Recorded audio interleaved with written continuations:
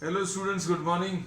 Today in 12th class physics, uh, we will be doing the NCERT exercise for the chapter electricity, है ना? तो keep a book in front of you. Book अगर सामने रहेगी, will not be writing down the statement of the problem, will be directly solving the problem. जो important facts हैं वो आपको बताते चलेंगे. Question number 1. The average The storage battery of a car has an EMF of 12 volts. EMF जो है car battery की 12 volts है. फिर if the internal resistance of the battery is 0.4 ohms, what is the maximum current that can be drawn from the battery? Maximum current के लिए I is equal to E upon R plus R होता है ना? या फिर total resistance अभी हम लोग कहते हैं I is equal to E upon R ले सकते हैं. सपोज ये बैटरी है और इसमें ये इंटरनल रेजिस्टेंस है और ये कुछ एक्सटर्नल रेजिस्टेंस भी कनेक्टेड है. लेकिन अगर एक्सटर्नल रेजिस्टेंस नहीं है then we say that the maximum current which can be drawn from the battery will be what E upon R. अगर एक्सटर्नल रेजिस्टेंस लगाया ही नहीं है, अगर आपने एक्सटर्नल रेजिस्टेंस नहीं लगाया then the total resistance of the circuit present is 0.4 and the EMF is 12. So I will be equal to E 12 divided by R 0.4. So this will be what? This can be solved. 120. इसको भी हम लोग क्या लिख सकते हैं? 120 divided by 4, which will be what? 30. So the answer to this will be 30 amperes. अब इसमें अगर कोई और रेजिस्टेंस अगर अभी हम लोग यूज कर लें, जैसे सपोज फॉर एग्जांपल सिर्फ समझने के लिए, क्वेश्चन कंप्लीट हो चुका है, you got the answer also. If you are connecting in external resistance of 0.6 तो कितना आ जाएगा? अभी हम लोग बोलेंगे 0.4 ये है, एक्सटर्नल रेजिस्टेंस भी आपने कनेक्ट कर दिया तो आई की वैल्यू ई अपॉन ई कितना है 12 डिवाइडेड बाय 0.6 प्लस 0.4 है ना. तो ये कितना आ जाएगा 12 डिवाइडेड बाय 1. तो मतलब आई की वैल्यू पहले से कम हो जाएगी है ना. So this will be what, this will be the maximum current when no external resistance is connected to the circuit. अब इसकी भी वैसे एक्चुअल में जरूरत नहीं है, you can directly use this formula, इसकी भी जरूरत नहीं है. So the maximum current in the circuit can be written as what E upon R, और ये कितना जाएगा 12 डिवाइडेड बाय 0.4.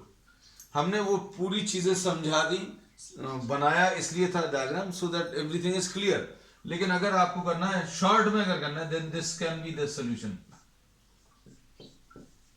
तो वो गलत नहीं है, वो परफेक्टली सही है, लेकिन सिर्फ अभी हमने बोला वो थोड़ा सा बड़ा करके इलैबोरेट करके इसलिए बताया so that you understand why the current is maximum. Question number 2. अब इसमें क्वेश्चन नंबर 2 में देखो बच्चों, a battery of EMF 10 volts and internal resistance. अब देखो इसमें वही चीज आ गई जो अभी हमने पिछले मतलब इस प्रॉब्लम में डिस्कस की थी. a battery of EMF 10 volts, battery of EMF 10 volts and internal resistance 3 ohms. internal resistance क्या 3 ohms is connected to a resistor. if the current in the circuit is equal to 0.5 ohms, 0.5 ohms, what is the resistance of the resistor? अब इसमें इन्होंने बोला कि आपने EMF एक battery दी है 10 volts की, उसका इंटरनल रेजिस्टेंस 3 ohms है and this is connected to some external resistance है ना.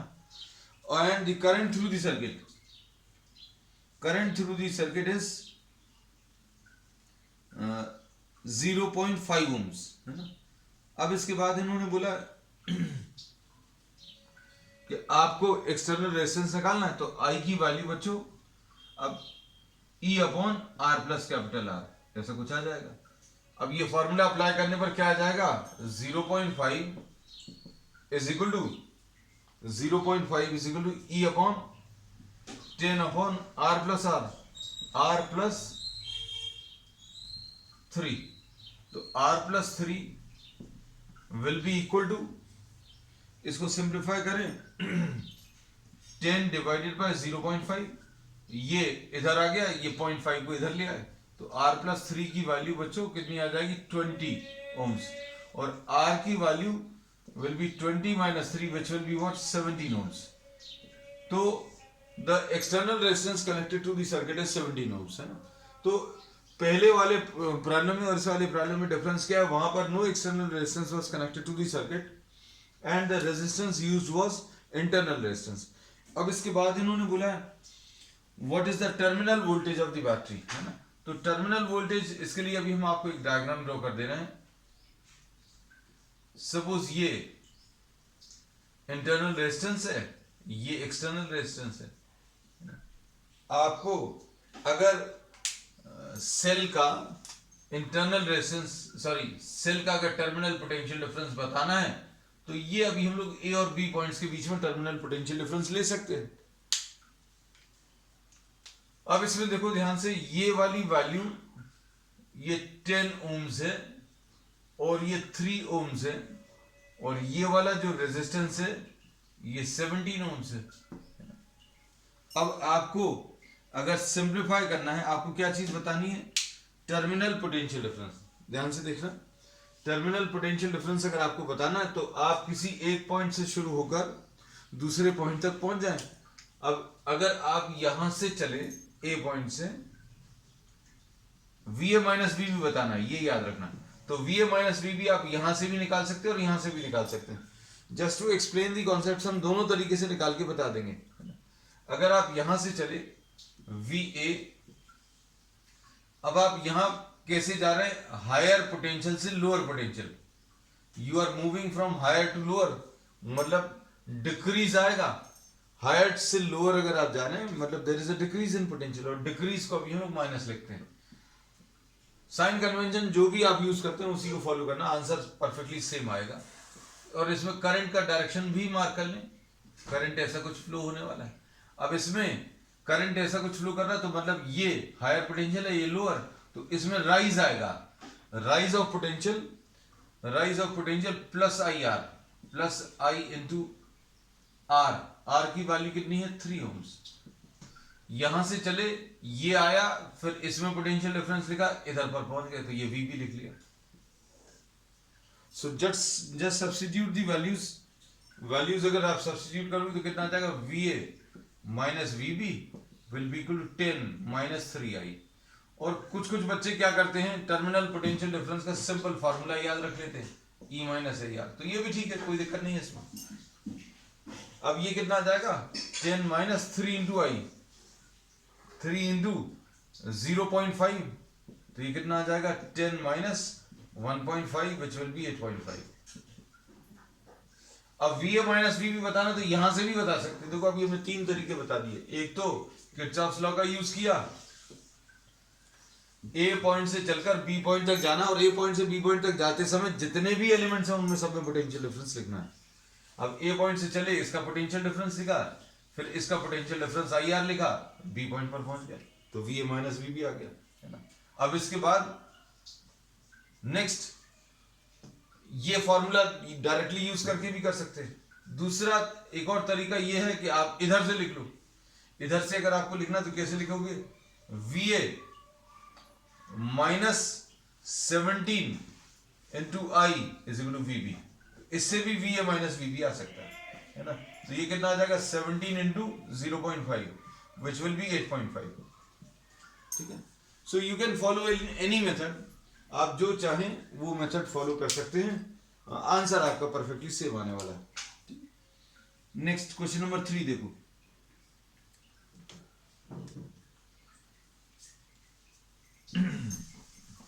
अब इसमें क्वेश्चन नंबर 3 में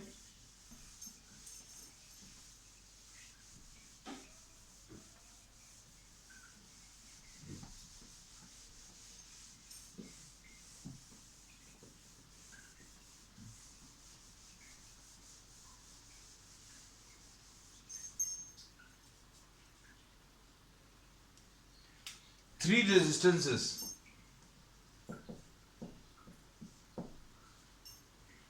Three resistances 1 ohms, 2 ohms and 3 ohms are combined in series. R1 1 ohms R2 2 ohms और R3 3 ohms, है ना, ऐसा कुछ दिया है. What is the total resistance of the combination? Total resistance R is equal to R1 plus R2 plus R3. तो 1 plus 2 plus 3 यानी कि ये 6 आ जाएगा. इन्होंने बोला 3 resistances are combined in series, तो सीरीज कॉम्बिनेशन में बच्चों ये फॉर्मूला है R is equal to R1 plus R2 plus R3. What is the total resistance of the combination? तो ये तो फर्स्ट पार्ट तो हो गया. अब बी पार्ट में देखो क्या बोला है. If the combination is connected to a 12 volt battery,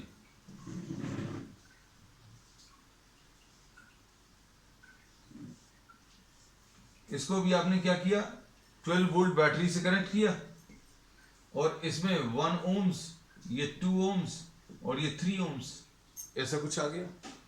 अब इसमें इन्होंने क्या बोला है, पोटेंशियल ड्रॉप.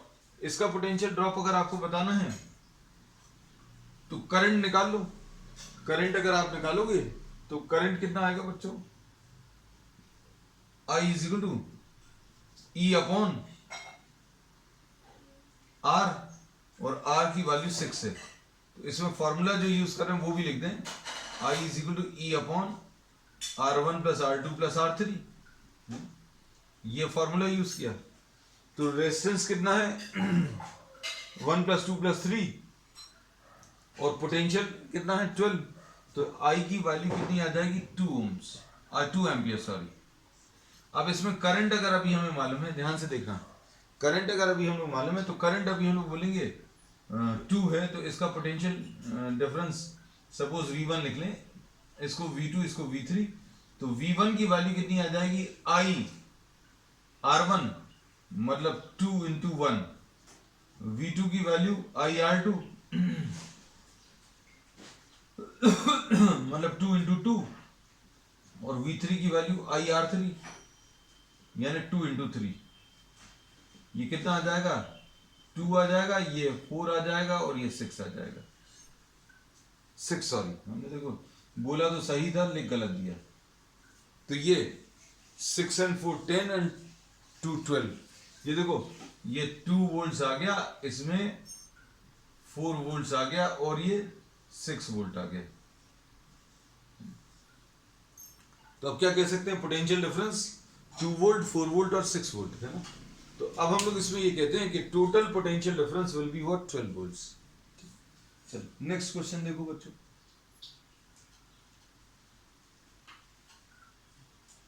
अब ये पैरेलल कॉम्बिनेशन का है.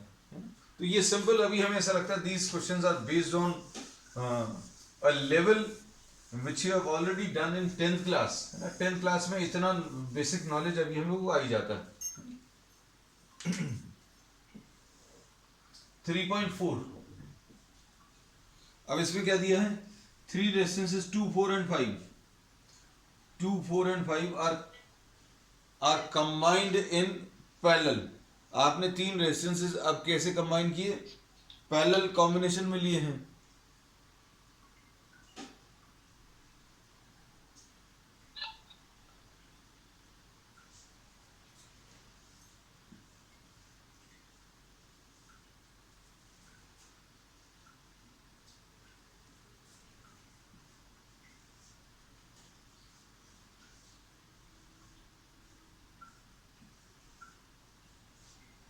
ठीक, ये पैरेलल कॉम्बिनेशन में कितने कितने हैं 2 ओम्स बच्चों, ये 4 ओम्स हैं और ये 5 ओम्स हैं. अब इसमें क्या कनेक्ट किया है, ये अभी हम लोग ने 20 वोल्ट्स कनेक्ट कर दिया, 20 वोल्ट्स कनेक्ट किया. ठीक है, अब इसमें आपको करंट बताना है और क्या बताना है, इक्विवेलेंट रेजिस्टेंस. तो इक्विवेलेंट रेजिस्टेंस बताना बहुत आसान है. 1/R is equal to 1/R1 plus 1/R2 plus 1/R3. Solve करो जल्दी से.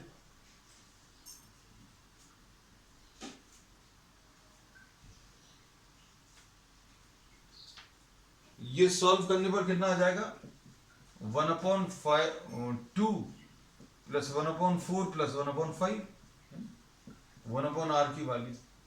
तो 1/R will be equal to यहां पर ये कितना आ जाएगा 20, ये 10, यहां पर ये 5 और ये 4। तो R की वैल्यू कितनी आ जाएगी बच्चों, ये 19/20 आया, मतलब R की वैल्यू 20/19 आ जाएगा। R आ गया है ना, एक तो R पूछा था। फिर उसके बाद करंट, तो करंट देखो बताना बहुत आसान है। कैसे, यहां पर I1 करंट आ जाएगा और यहां पर ये I2 करंट आ जाएगा और ये I3 करंट। और इसमें एक चीज अच्छे समझना, क्या कि पैरेलल कॉम्बिनेशन में जो वोल्टेज है या पोटेंशियल डिफरेंस वो सेम रहता है। मतलब अभी हम बोलेंगे इसमें पोटेंशियल डिफरेंस 20 वोल्ट है, इसमें भी पोटेंशियल डिफरेंस 20 वोल्ट और इसमें भी पोटेंशियल डिफरेंस 20 वोल्ट। तो अब ये याद रखना, जैसे इसमें सीरीज में, for series I is same, current same होता है, और फॉर पैरेलल में अभी हम लोग क्या बोलते हैं, पोटेंशियल डिफरेंस सेम होता है।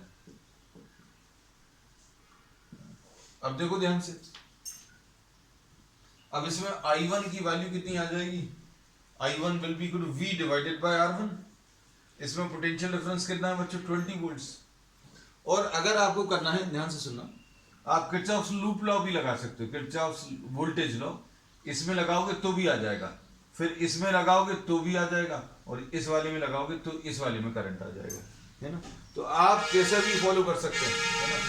अगर आप ऐसा कुछ लूप लॉ फॉलो करोगे तो क्या आ जाएगा, -I1 into 2 plus 20 is equal to 0। तो I1 की वैल्यू कितनी आ जाएगी, 20 डिवाइडेड बाय 2।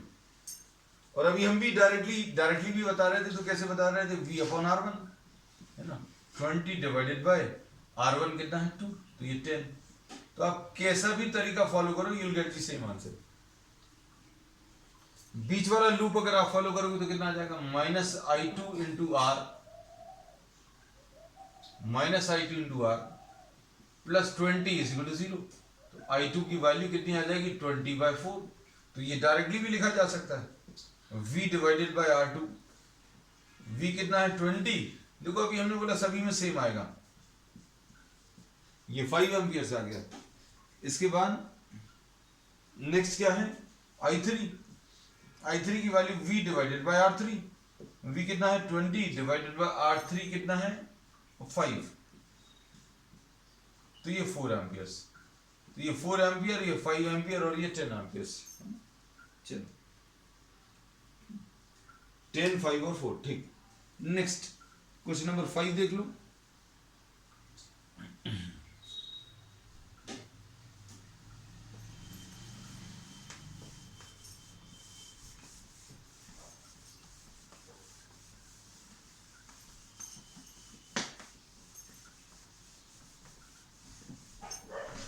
क्वेश्चन नंबर 5 में क्या दिया हुआ है, क्वेश्चन नंबर 5 में एट रूम टेम्परेचर,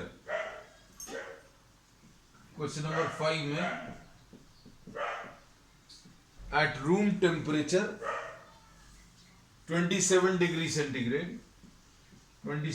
सेंटीग्रेड पर रेजिस्टेंस 100 ओम्स है, ऐसा कुछ दिया हुआ है। फिर इसके बाद क्या दिया है, what is the temperature of the element if the resistance is found to be, इसमें T2 आपको बताना है और R2 की वैल्यू दी हुई है। R2 कितना दिया है, R2 दिया 117 ओम्स, 117 ओम्स है ना। फॉर्मूलेस जो भी यूज होंगे वो हम सब बताते चलेंगे आपको। द टेम्परेचर कोएफिशिएंट अल्फा, ये 1.7 इंटू 10 टू द पावर -4,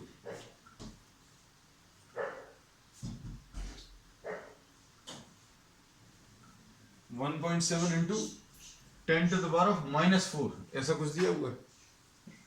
अब इसके बाद क्या करना है आपको, टेम्परेचर बताना है। तो अब टेम्परेचर बताने के लिए अभी हम लोगों को जो रिलेशन मालूम है बच्चों, क्या मालूम है, R2 is equal to R1 into, formula अगर मालूम हो, याद हो, R2 is equal to R1 into 1 plus alpha delta T. This is the formula. R2 is equal to R1 into 1 plus alpha delta T. अब हम लोगों को अगर आपको अगर टेम्परेचर डिफरेंस बताना है, अब डेल्टा टी कैसे मिलेगा, delta T will be T2 minus T1, ये याद रखना। अब देखो ये फॉर्मूला है, इसमें अल्फा मालूम है आपको, R2 और R1 मालूम है ना, तो आपको क्या चीज डेल्टा टी निकालनी है ना। चलो इसको कर ही लेते हैं। ये कितना आ जाएगा, R2 is equal to R1 plus R1 alpha delta T, ऐसा लिख सकते हैं, है ना। अब देखो ध्यान से, हमने ब्रैकेट्स ओपन कर दिए, क्या बनेगा, ये R2 minus R1, R2 minus R1 is equal to R1 into alpha into delta T. इसको अभी हम लोग डेल्टा आर भी बोल देते हैं। तो change in resistance will be equal to R1 into alpha into delta T, ऐसा याद रख लेना, है ना, क्योंकि कई जगह ये आगे भी यूज होगा, ठीक है ना। अब ये देखने में थोड़ा सा आसान है, कैसे आसान है, R2 minus R1, R2 minus R1 कितना आ जाएगा, 117, ये देखो R2 minus 100 is equal to R1 100 into alpha, alpha कितना है बच्चों, 1.7 इंटू 10⁻⁻⁴ इंटू डेल्टा टी।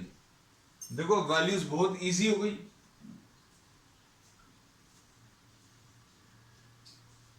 तो ये सॉल्व करने पर कितना आ जाएगा, ये 117 माइनस 100, अच्छा इसको भी सॉल्व करके लिख दे काय को, this will B 17 upon 100 into 1.7 into 10⁻⁻⁴, ऐसा कुछ आ जाएगा। अब ये कितना आ गया, डेल्टा टी की वैल्यू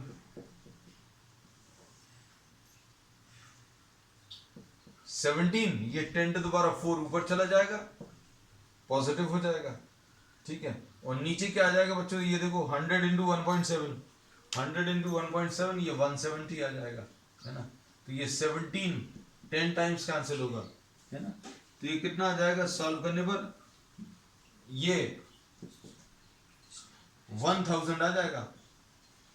ये डेल्टा टी आया है, डेल्टा टी मतलब T2 minus T1, T2 minus T1। अब इसमें T1 मालूम है बच्चों कितना है, 27, है ना। तो अब हम लोग क्या लिखेंगे, T2 विल बी 1000 प्लस 27, यानी 1027 आ जाएगा, ठीक। तो आंसर ही सॉल्व हो गया। देखो अभी देखने में लग रहा था, हमें ऐसा लग रहा था कैलकुलेशंस बहुत बड़े आएंगे। अब चलो इसके बाद क्वेश्चन नंबर 6 देख लो।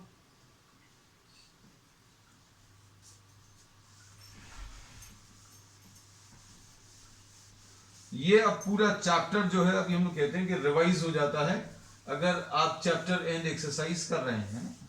तो अब इसमें देखो, will be discussing some more problems, may be 1 or 2 can be discussed in today's class. Question number 6,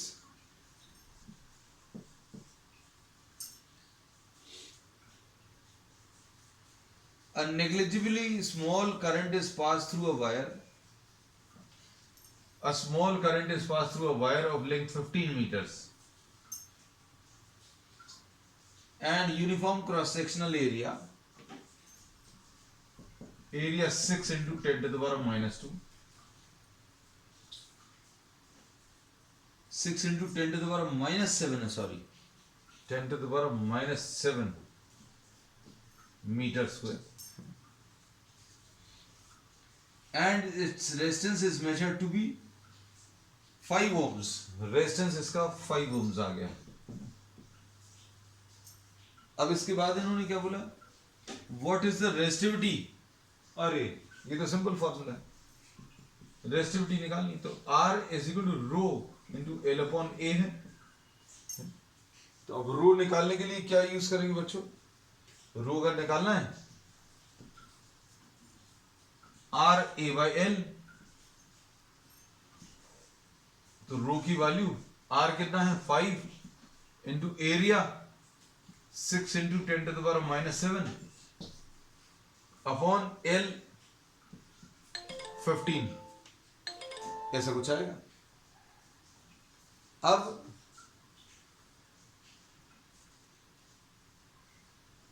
इसको अगर आप सॉल्व करें 5 3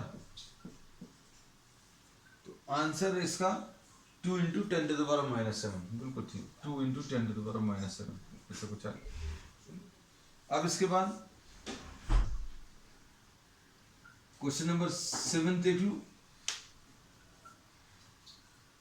क्वेश्चन नंबर 7, इसमें बच्चों कैलकुलेशन जो है आपकी तरफ से थोड़े से ज़्यादा रहेंगे तो ज़्यादा अच्छा है, क्योंकि हमें ऐसा लगता है देखने में कि इसके नंबर जो हैं शायद कैलकुलेशंस विल टेक टाइम, है ना।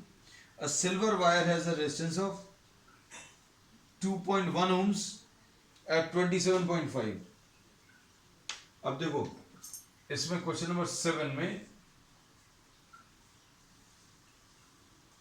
R1 की वैल्यू 2.1 ohms दिया है, R1 की वैल्यू 2.1 ohms दिया है, और T1 की वैल्यू 27.5, T1 की वैल्यू 27.5, ठीक। उसके बाद and a resistance of 2.7 ohms, 2.7 ohms at 100 degrees,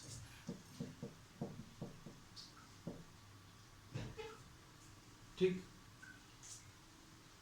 अब इसके बाद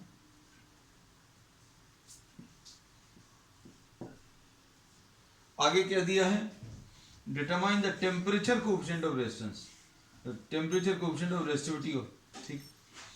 अब इसमें टेम्परेचर कोएफिशिएंट निकालना है तो फॉर्मूला फिर से कौन सा यूज करेंगे, R2 is equal to R1 plus R1 into 1 plus alpha delta T, ऐसा कुछ यूज करेंगे, है ना। अब इसमें अगर आपको अल्फा कैलकुलेट करना है, देखो तो R2 is equal to R1 plus R1 alpha delta T, R2 minus R1 is equal to R1 alpha delta T, मतलब ये 2 बार यूज हो गया आज यही। तो इसको अभी हम लोग कैसा कहते हैं कि आप इसको इस फॉर्म में याद रखें कि delta R is equal to R1 into alpha into delta T, है ना। तो ये ज्यादा अच्छा है। अब इसमें आपको क्या चीज कैलकुलेट करनी है, अल्फा की वैल्यू कैलकुलेट करनी है बच्चों, है ना। तो अब हम इसको रब कर दे रहे हैं, अल्फा देखो क्या आ जाएगा,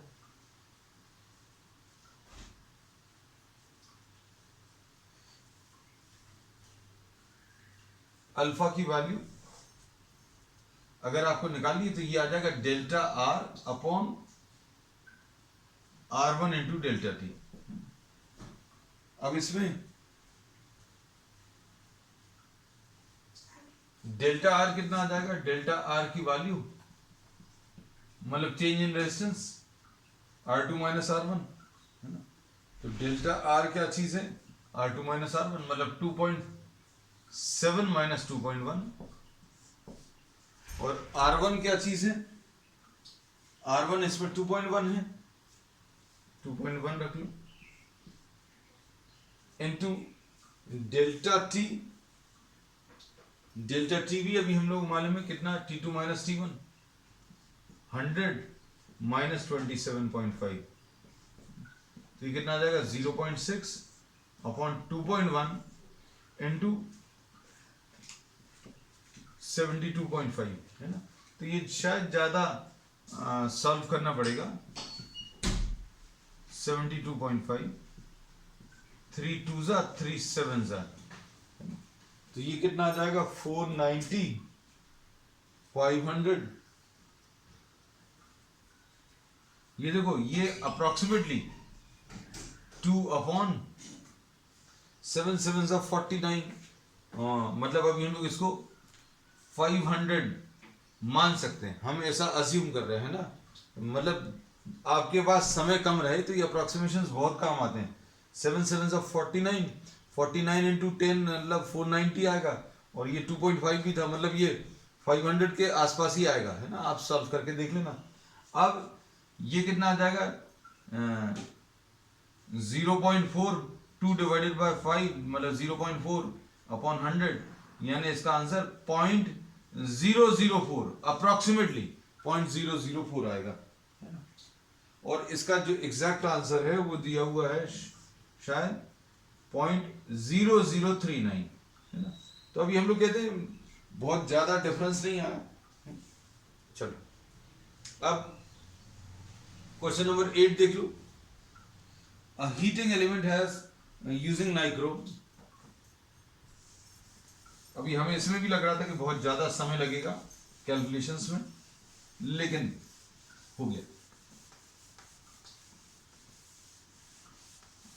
ये कुछ क्वेश्चन जो हैं टेम्परेचर डिपेंडेंस के ऊपर है ना। अब देखो next question. A heating element of using nichrome is connected to 230 volt supply।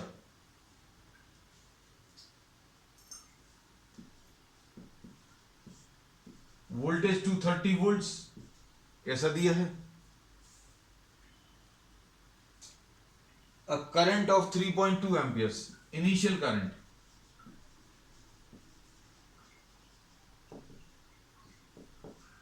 Three 3.2 amperes, और उसके बाद करंट जो है कम हो गया। करंट कम हो गया मतलब रेजिस्टेंस बढ़ गया। फाइनल करंट 2.8 एम्पियर्स, है ना। उसके बाद क्या दिया है बच्चों, what is the steady temperature of heating element if the room temperature is 27, है ना। रूम टेम्परेचर इन्होंने 27 बोला है, तो T1 की वैल्यू 27 डिग्रीज बोल दी है ना। अब T2 आपको बताना है, और अल्फा की वैल्यू 1.7 इंटू 10⁻⁻4 ऐसा कुछ दिया। अब इसमें देखो R1 कैसे मिलेगा बच्चों, देखो R1 will be equal to V/I1 230 divided by 3.2 ऐसा कुछ मिलेगा। R1 की value V divided bye I1। अब इसको सोचकर देखना भाई, आपने कोई हीटिंग डिवाइस अगर यूज किया तो शुरू में करंट जो भी रहेगा, बाद में टेम्परेचर बढ़ने के कारण उसका रेजिस्टेंस बढ़ेगा, और रेजिस्टेंस बढ़ने के कारण करंट कम हो जाएगा, है ना। तो यही दिया है कि करंट शुरू में 3.2 था, बाद में जाकर ये करंट की वैल्यू कितनी 2.8 हो गई। तो मतलब करंट की वैल्यू डिक्रीज क्यों हो गई है, करंट की वैल्यू डिक्रीज क्यों हो गई, क्योंकि रेजिस्टेंस बढ़ गया, है ना। तो R1 अभी हमने क्या निकाल लिया, V डिवाइडेड बाय I1, और R2 कैसे निकाल लिया, V डिवाइडेड बाय I2, यानी 230 डिवाइडेड बाय 2.8। उसके बाद ये R1 अभी हमने सॉल्व करके रखा है, ये 71 पॉइंट, क्योंकि इसमें अभी हमें कैलकुलेशंस वाकई में ज्यादा दिख रहे थे। 71.8 और R2 की वैल्यू 82.1। अब इसके बाद नेक्स्ट क्या है, टेम्परेचर कोएफिशिएंट दिया हुआ है आपको, जो यूज होगा delta R is equal to R1 into alpha into delta T. इससे डेल्टा टी मिल जाएगा बच्चों, कैसे, delta R upon R1 into alpha. अब इसमें वैल्यूज डेल्टा R की कैसे मिलेंगी, ये आ जाएगा 82.1 माइनस 71.8 अपॉन 71.8 इंटू अल्फा की वैल्यू कितनी है बच्चों, अल्फा इज 1.7 इंटू 10⁻⁻4। 82.1 -71.8, ठीक। ये सॉल्व करने पर 840 आएगा, है ना। तो I am not doing the calculations, ये अभी हमने यही एक प्रॉब्लम ऐसा लग रहा था जिसके कैलकुलेशन ज़्यादा होंगे। अब इसको डेल्टा टी की वैल्यू कितनी आ गई 840, और ये कितना आ जाएगा T2 minus T1 is equal to 840। तो T2 अगर आपको बताना है तो ये आ जाएगा 840 प्लस T1, और T1 की वैल्यू कितनी है प्रॉब्लम में 27।